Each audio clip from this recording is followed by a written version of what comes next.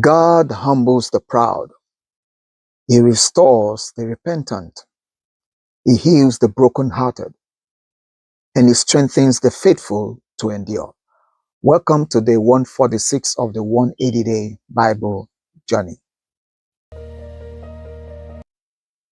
Today we are reminded that pride leads to ruin.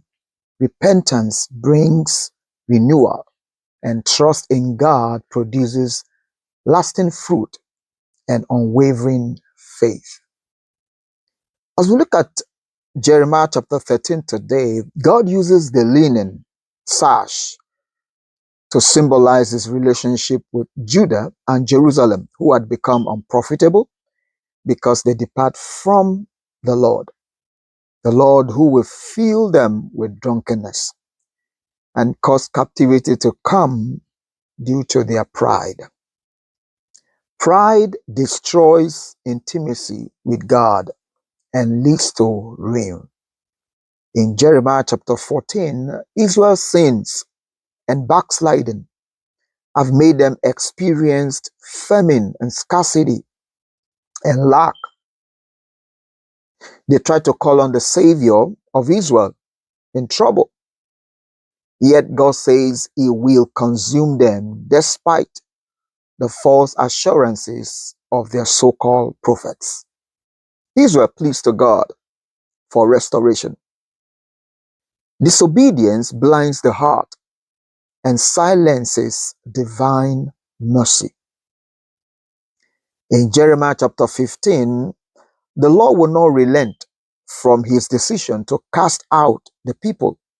He said, even if Moses and Samuel plead for them, he will not change his mind about them. He will send forth types of destruction: the sword, the dogs, the birds of heaven, and then the beasts of the field. The Lord assures Jeremiah that he will be protected, even in the midst of the national destruction that have been orchestrated against them. God's justice is firm, yet his mercy sustains his servants. In Jeremiah chapter 16, God tailored Jeremiah's lifestyle, not to marry, not to have kids in the land, because God planned to destroy all the offspring. And that Jeremiah should not mourn nor feast with the people. God will cast them out of the land to serve other gods. But God promised restoration later. God disciplines to purify, then restores to renew. In Jeremiah chapter 17, God stakes punishments for Judah's sins and serve their enemies. It is better and blessed to trust in the Lord rather than in man. He shall be like a tree by the waters. And then we'll see that God is the one who searches the heart. He tries the mind. He tests the minds. And then Jeremiah prays for healing. He prays for deliverance. And God demands that his people should hallow the Sabbath day and keep it holy and observe it. Trusting in God brings stability and it brings fruitfulness. So look at the book of Psalms, and Psalm 147, the psalmist says it is a good thing to sing praises to the Lord, for he heals the brokenhearted.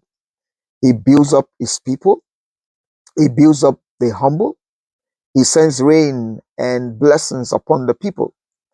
And he takes pleasure in those who fear and hope in his mercy. God always relies on his word to send it and to put it at work in our lives. Praise flows from gratitude for God's healing and faithfulness. As we move into the New Testament, we start the book of Thessalonians today, and we're looking at 1 Thessalonians chapter 1. where Apostle Paul acknowledged the good example of the Thessalonians, their faith, their love, their hope of the gospel. They've been faithful followers and are a model to believers in Macedonia and also in Achaia. The gospel came to the people of Thessalonians in word, in power, in the Holy Spirit, and in much assurance. Faith transforms lives and inspires others.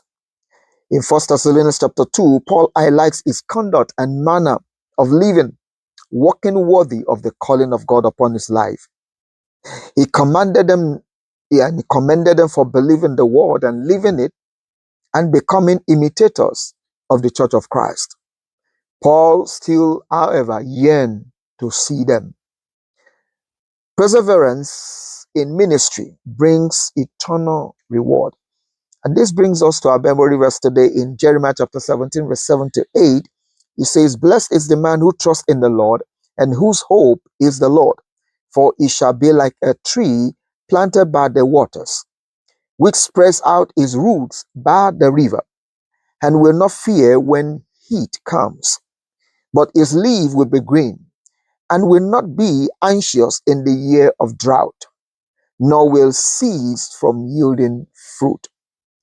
I believe the more we trust in God, I believe the more show himself strong on our behalf. I believe the Lord come into our situation and our circumstances to make them to align to his purpose, to his will for our lives. And I believe that is when we could become more successful and more prosperous.